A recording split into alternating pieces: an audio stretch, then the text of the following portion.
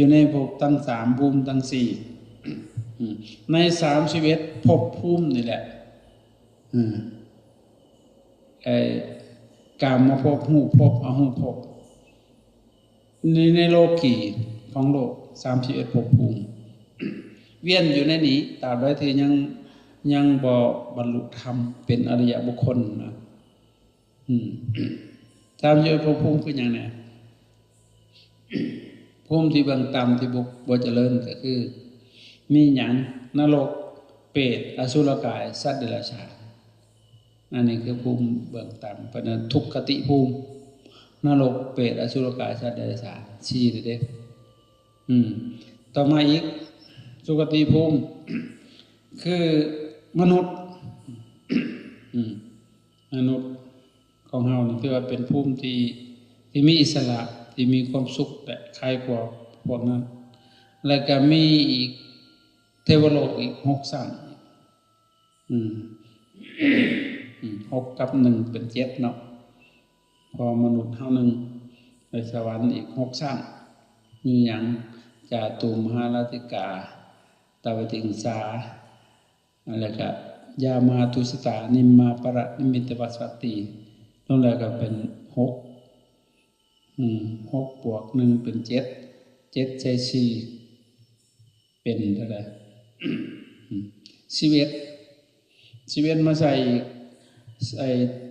พรหมโลกอีก6ชั้นอีก16ชั้นอีก16ใส่7เป็นเท่าไหร่บัด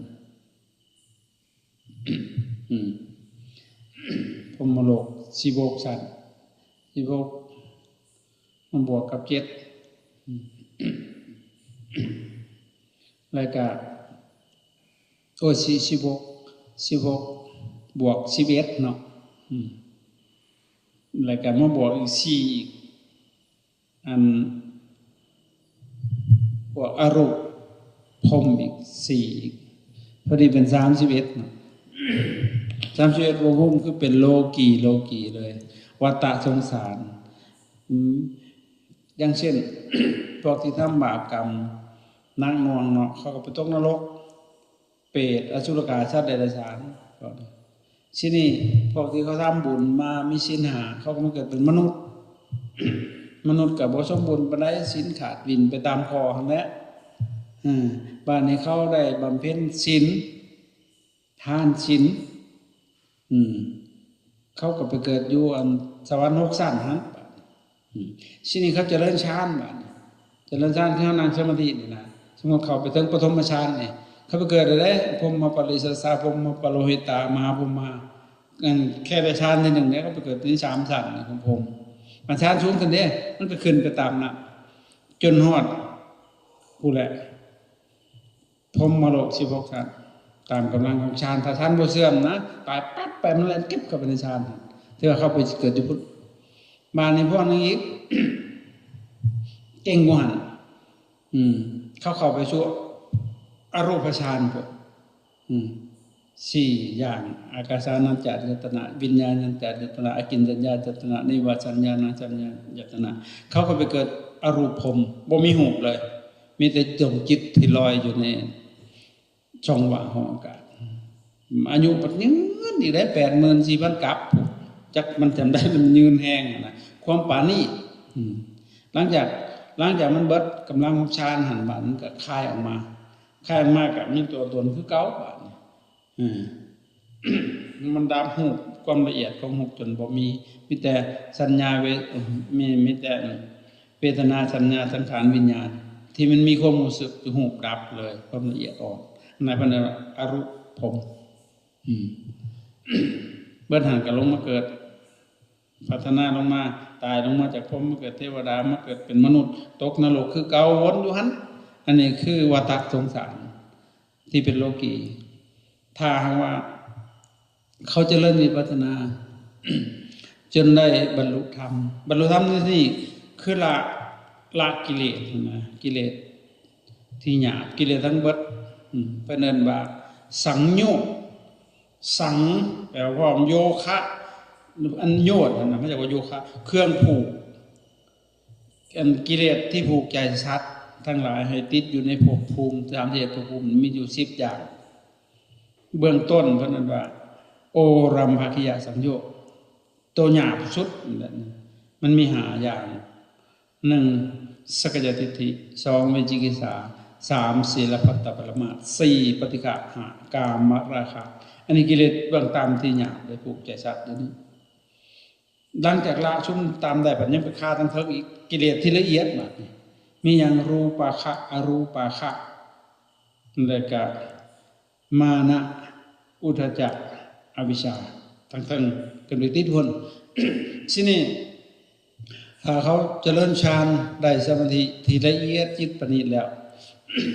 เขามันเจริญวิปัสสนาคือหูเห็นทุกอย่างตามที่เป็นจริงนะวิแปลว่าแจ้งอัสสนะแปลว่าเห็นแจ้งตามเป็นจริงแต่เฮาบ่ได้เห็นตามเป็นจริงเด้เฮาเห็นตามสมมุติเห็นตามเป็นจริงคือ หูแจ้งอารมณ์สิ่งต่างๆที่มันกระทบตาหูดังลิ้นกายใจเพิ่นนั่นว่าอายตนะอายตนะแปลว่าแดนทางในทางนอกทางในนี่เพิ่นนั่นว่าอินทรีย์ทางนอกเพิ่นนั่นว่าอารมณ์อินทรีย์คือความเป็นใหญ่ทางในคือมีความเป็นใหญ่อย่างเห็นตาอินทรีย์จักขุนทรีย์นั่นมีความเป็นใหญ่ทางด้านการเห็นตัวนี้นะอันนี้แหละเพิ่นนั่นน่ะวิญญาณวิแปลว่าแจ้งญาณเห็นมันสิเห็นแต่หูด้วยตาสิบ่ได้เห็นเสียงเด้นะบัดนี้หูนี่เพิ่นเอิ้นโสตินทรีย์คือมีความเป็นใหญ่ทางด้านการได้ยินที่ข้างเบื้องนอกบัดนี้ข้างเบื้องนอกเพิ่นเอิ้นว่าอารมณ์ที่มากระทบกันเพิ่นเอิ้นผัสสะนี่ไม่เห็นจังซี่คือเฮาสูตรรูปบ่แม่นตัวตนเห็นบ่เวทนาสัญญาสังขารวิญญาณบ่แม่นตัวตนเห็นบ่แต่เฮาเห็นเป็นตัวเป็นตนหั่นนะซึ่งมันบ่เห็นแจ้งตามเป็นจริงเห็นตามสมมุติเด้สินี่พาโยคีบุคคลใดเขาเจริญวิปัสสนาได้เห็นแจ้งนามรูปคือปัจจุบันธรรมที่เกิดขึ้นตั้งอยู่แล้วก็ดับไปเห็นเป็นพระไตรลักษณ์อนิจจังทุกขังอนัตตาเกิดขึ้นบ่เที่ยงอนิจจังคือบ่เที่ยงบ่มีหยังที่ว่าเที่ยงนั่นนะแล้วก็ความบ่เที่ยงเหล่านั้นมันเป็นทุกข์ทุกขมะทนอยู่บ่ได้เกิดขึ้นลั่นแต่สิดับไปเกิดขึ้นยังเกิดขึ้นลั่นแต่สิแตกดับไปโดยตัวของมันเองนะนั่นแหละมันทุกขังทุกขมะทนอยู่บ่ได้อนัตตาบ่อยู่ใต้กฎบัญชาของไผบ่มีสาระบ่มีแก่นสารเรียกว่าสุญญตาว่างเปล่าจากความหมายแห่งความเป็นสัตว์บุคคลตัวตนของเขา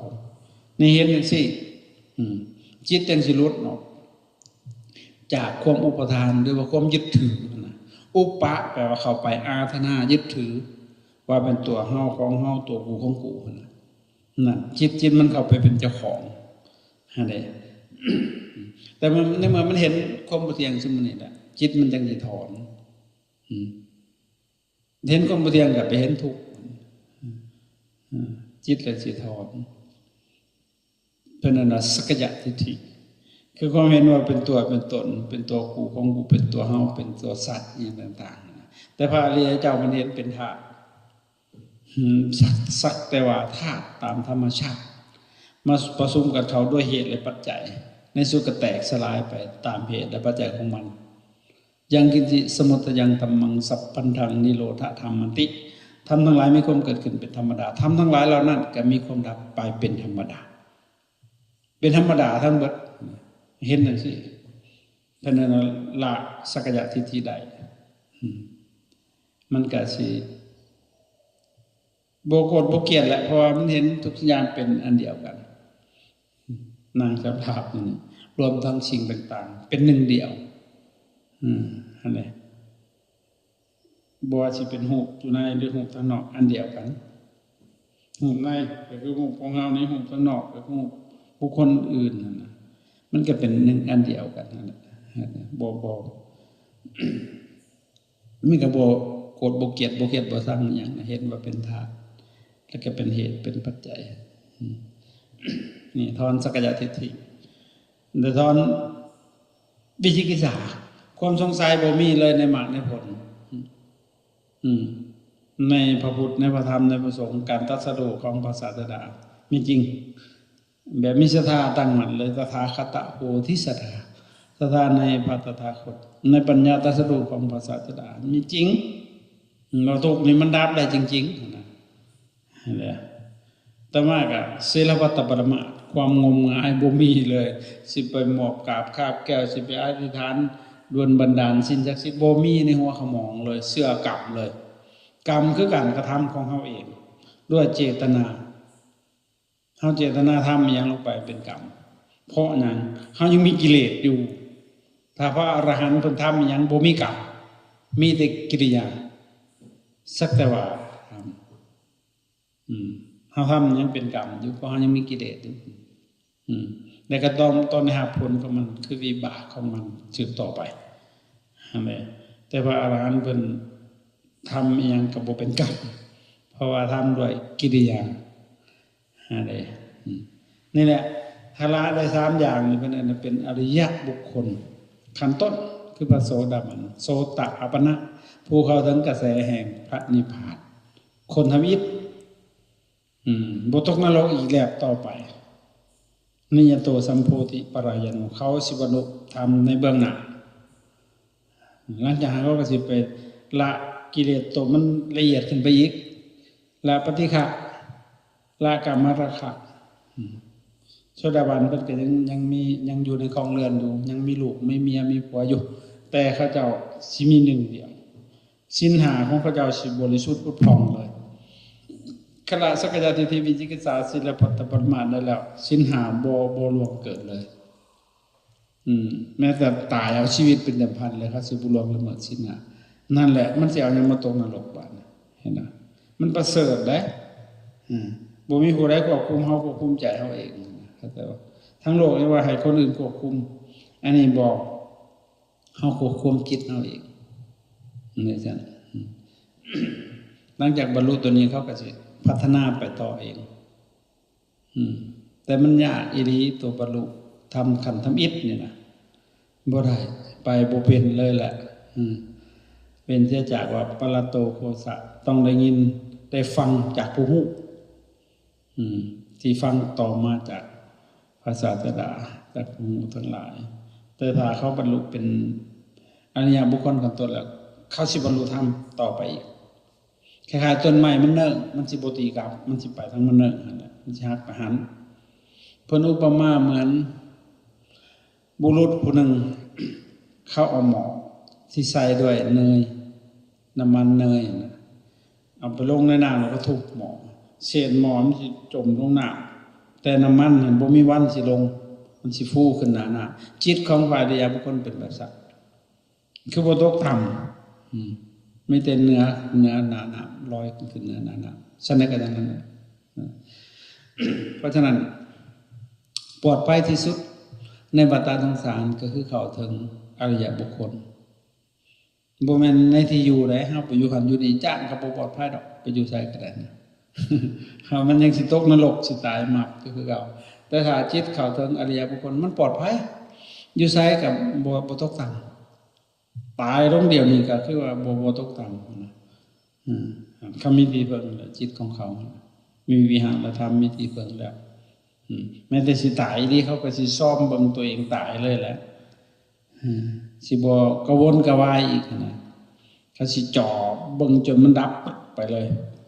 ชีวิตสมาสิสีมันสิดับทั้งกิเลสดับทั้งรูปทั้งนามไปนำกันเลยนั่นแหละคือที่เพิ่งอันเกษมแต่บ่เฮาหาที่เบิ่งย่านอยู่ใช้ก็บ่ปลอดภัยดอกเพราะนั้นบวชมันบ่บรรลุธรรมอีหยังก็ได้ให้มันบรรลุคุณงามความดีนี่นะจากที่เคยเป็นคนขี้คร้านก็เป็นดุจากคนที่คนโกรธคนบ่ดีหั่นนะฝึกให้มันดีนี่นะก็บรรลุขั้นหนึ่งแล้วบรรลุคุณงามความดีเด้นี่แหละคือเราเห็นก่อนที่ได้มาบวชบ่แม่นง่ายบวชมาแล้วต้องฝึกตนอยู่ภายใต้กรอบของพระธรรมวินัยเฮาต้องบังคับเฮาเองได้บ่แม่นว่าให้ผู้อื่นบังคับ อันมาการผ่าแผ่ซึกใหญ่แนวใดยังบุปุ่นปันซึกคมใจตัวเองได้โลภะโทสะโมหะหุ่มสุดแสนอยากสิคมสักนอกนั้นบ่มีใดสิเท่าเทียมเฮาฝึกเฮาทั้งโลกว่าให้คนอื่นบังคับเนาะอันนี้บ่ได้เฮาบังคับใจเฮาเองมันบ่ง่ายได้คันเฮาบ่แท้เฮาฝึกเอาฝึกได้เฮาอยู่บ้านอยู่เฮือนเฮาเคยกินเหล้าสูบยาเฮาไปหัดกินเองเฮาไอ้พ่อแม่ก็บ่ได้ป้อนเฮาจักดิเกิดขึ้นมาเพิ่นก็บ่ได้ป้อนเด้ล่ะกินข้าวบ่แซ่บกินเหล้าจักเป็กน้อกินเบียร์น้อสูบยาหำอ้ำเพิ่นบ่ได้ป้อนเฮาไปหัดกินเองคิดเบิ่งว่ากินเผ็ดนี่แตะใส่ลิ้นสิยังออกเลยอมจนหลอนผู้ญาติลูกเผ็ดบัดใหญ่มาไปหากินเองบาดนี่เอาวงลูกบาดนี่มันเป็นตะนายเด้เพราะฉะนั้นมาฝึกเลิกฝึกลดฝึกละมันง่ายกว่าฝึกกินฝึกสูบยากับฝึกเลิกสูบยาโอ้อาจารย์สิเอาฝึกเลิกง่ายกว่าบ่ใส่เครื่องมือบ่ต้องหาไฟแสกบ่ต้องหายาบ่ต้องหาเงินนั่งคงมกอยู่ที่ถมถิ่มแล้วจบทึกกินเหล้าก็เช่นกันนั่นน่ะสัตว์ทั้งหลายมันบ่กินถ้าเฮาสิเอาไปให้ม้ากินมันก็บ่กินดอกเหล้ายาสูบยาบ้าไปม้ากินบ่กินแน่น่ะแต่เอาอุจจาระไปกินแล้วมันมีโปรตีนสำหรับมันเด้มันเฮามันไปหากินแต่แนวบ่เป็นตะเลืองบาดแสดงว่าโหโง่กว่าสัตว์แต่ได้เนี่ยมันต่ำบัดน่ะเพราะฉะนั้นโอ้อย่าเลิกมันโลดเด็ดขาดเลยโดยเฉพาะเฮาได้มาบวชเนาะได้โอกาสดีๆหั่นน่ะบ่มีบุญก็บ่ได้มาอยู่ได้ในนี้นะยากอาจารย์ดูแบบสบายแล้วก็บ่ค้นควยอีหยังอีกเด้บ่ไปค้นควยว่าซั่นต่อไปเขาอยากมาอยู่ก็มาฝึกมาหัดนะอย่างต่างกับหมู่อื่นนั่นหมู่อื่นเขาสิไปค้นควยให้คนมาตามบุญตามทานบ่แล้วอันนี้นะก็อยู่จังซี่อยู่แบบมีคุณค่านะครับฝึกตนบ่ให้ไผเดือดร้อนบ่วุ่นวายแต่ผู้ใดเขามีบุญเขาสิโผล่เข้ามาก็มาฝึกมาครับมันก็ดีแล้วแหละเฮ็ดของเฮ็ดให้มันดีเนาะมันบอกเฮาบ่ได้เฮ็ดแนวมันบ่ดีนะฉะนั้นตั้งใจเอาเฮาสิบวชถึงสิระยะสั้นก็ตามบ่10มื้อก็ให้มันดี10มื้อดีแท้นำเอาไปปฏิบัติเลยอยู่เนาะต่ออีกแฮงก็ดีบาดนี่เข้าใจบ่มันได้ขอคิดได้ก็นำเอาไปปฏิบัติโดยเฉพาะยามเฮานั่งสมาธินี่นะสำหรับผู้ใหม่เนี่ยบ่แม่นนั่งหลับตาซื่อๆได้นั่งเบิ่งลมหายใจเป็นหยังจังให้เบิ่งลมหายใจคือเอาจิตนั่นน่ะเอาสตินั่นนะเอาสติเป็นเสือกผูกจิตเฮาหั่นน่ะเข้าใจบ่จิตเฮาสังเกตบ่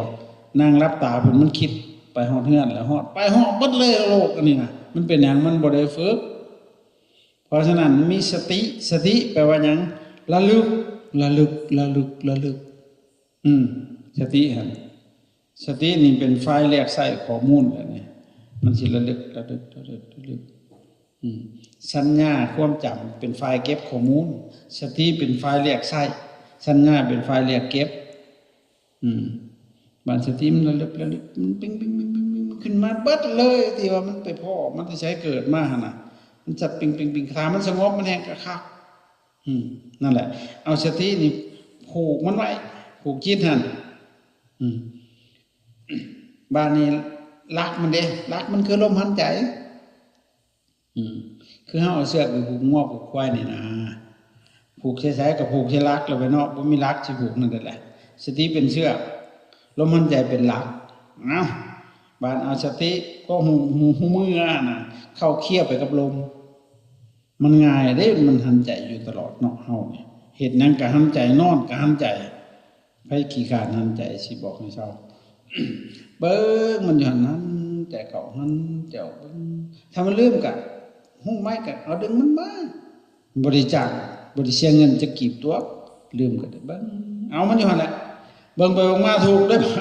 จิตมันเมื่อยเด้คือเฮาผูกควายหั่นแหละถ้าเก็บว่าเฮาผูกควายน้อยมันดิ้นขี้แตกขี้แตนบ่ตอโอ้ยมันเมื่อยดิ้นรักมันบ่หักเด้เชือกบ่ขาดนอนจังงองจนเมื่อยบาดนี้นานแล้วฝึกปลูกให้มันอยู่จังเอามาฝึกบาดนี้พวนไม้นี่ห้อย7มื้อทมิดนี่ว่าจังห้องอูกแล้วยอมแล้วเฮาอยู่นอกเฮาเพ็ดนั้นเบิดมื้อเฮาก็บ่ได้เมื่อยบัดมาอยู่จังซี่นั่งซื่อๆบัดเมื่อยเด้บาดนี้เห็นบ่มันพุ่งเด้จิตหลังจากมันเหงาแล้วมันเมื่อยแล้วเอาเริ่มฝึกได้เด้อบัดเพราะฉะนั้นมันคิดก็ยามันฮู้ว่ามันคิดแล้วกลับมาเบิ่งลมหายใจนี่หายใจเข้าหายใจออก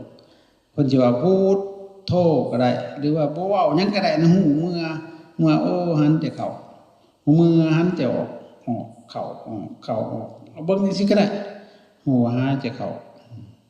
นี่เข้าไปคำนึงปัดออกอีแล้วลมออกแล้วจักหน่อยมันก็เข้าไหมมันก็มีเท่านั้นแล้วชีวิตทั้งชีวิตน่ะมีแต่ลมหายใจนั่นแหละลองเบิ่งบ่หายใจคันบ่ตายมาปลดมันมีค่าที่สุดลมหายใจแต่พวกเฮาบัดไปหาค่าอย่างอื่นความโง่ค่ะบ่มึงแม่จะสิมีเงิน8ชั้นแล้วบ่หันใจก็ตายมับเลยเว้ยแม่นแต่ว่าคนนี้อ่อนซ่อนลมหายใจเบิ่งลมหายใจเบิ่งไปเบิ่งมามันสิมีปรากฏการณ์ต่างๆได้ลมหายใจละเอียดมันสิดังพูดว่าละเอียด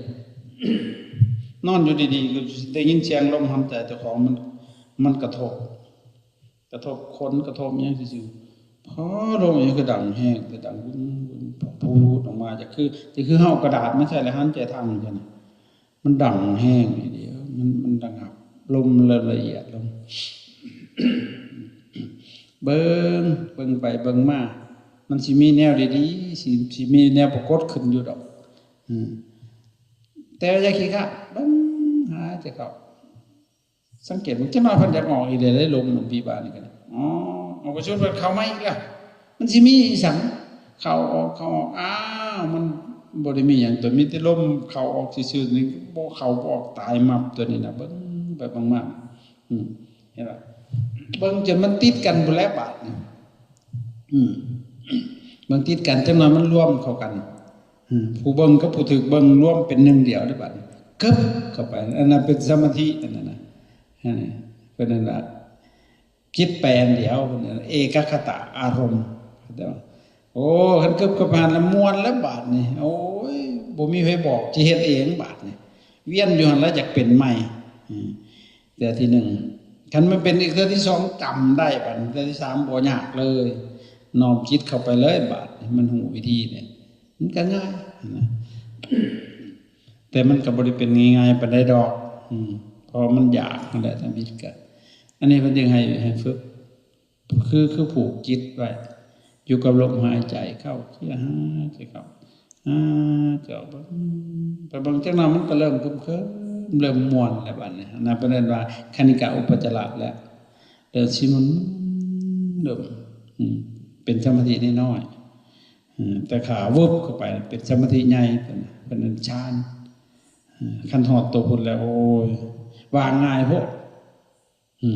อยากกราบพุ่นเลยกราบผู้สอนเพิ่นนอนอยู่บ่หรือเพิ่นนั่งหรือเพิ่นถ่ายอยู่ก็สิกราบไปได้เดี๋ยวนี้มันสิเป็นจังซั่นทางว่าเฮาเป็นเข้าไปหอดน้องมันแม่นของเพิ่นดีๆแต่ถ้าเฮาบ่ทันเป็นก็วุ่นอยู่หั่นน่ะปานนั้นเป็นบ่เป็นก็อย่าได้เฮ็ดมันเฮาบ่เป็นแสดงเฮาเฮ็ดมาน้อยตะกี้มันเป็นชาตินี่ก็จะเอาไว้ชาติหน้าเฮ็ดมันอยู่นี่แหละจังซี่นะจะขี้เกียจจะขี้ข้านเอาเฮ็ดบ่พอดีบ่ถือมันบ่มันสิเฮ็ดแต่ตอนนั่งเด้เวลาเฮาย่างเฮาเฮ็ดหยังก็ช่างแล้วมันก็เบิ่งได้อยู่ลมหายใจมันก็หันใจตลอดเบิ่งจนมันติดกันหมดแล้วมันสิเป็นอัตโนมัติของมันนอนอยู่มันก็สิเบิ่งนะเพราะฉะนั้นนั่งสมาธิคือนั่งเบิ่งลมหายใจเสียพุทโธก็ได้หูซื่อๆก็ได้เข้าออกหูนั่นก็ได้หรือสินับก็ได้เบิดลมมันนะอันนี้คือฝึกสมาธิเฮ็ดให้จิตมันตั้งมั่นในอารมณ์เดียวมันได้ประโยชน์มากกว่าสิ่งอื่น จึงมันได้เฮ็ดให้จิตมันสงบคนส่วนหลายก็มีแต่เล่นกันเรื่องการให้ทานอย่างรักษาศีลรักษาศีลก็ยังบ่ดีขึ้นมาระดับหนึ่งให้ทานก็ดีน้อยหนึงรักษาศีลก็ดีเพิ่มขึ้นไปเจริญสมาธิภาวนาให้มันเกิดปัญญาตัวนี้มันจังดีมันจังรักษาตนได้บ่ให้ตกไปในโลกอันต่ำอันชั่วซาเฮ็ดให้จิตมันสะอาดขจัดละหดกิเลสตัณหาพุ่นแหละก็ยิ่งดีตามกำลังของสติของปัญญาเอาพักผ่อน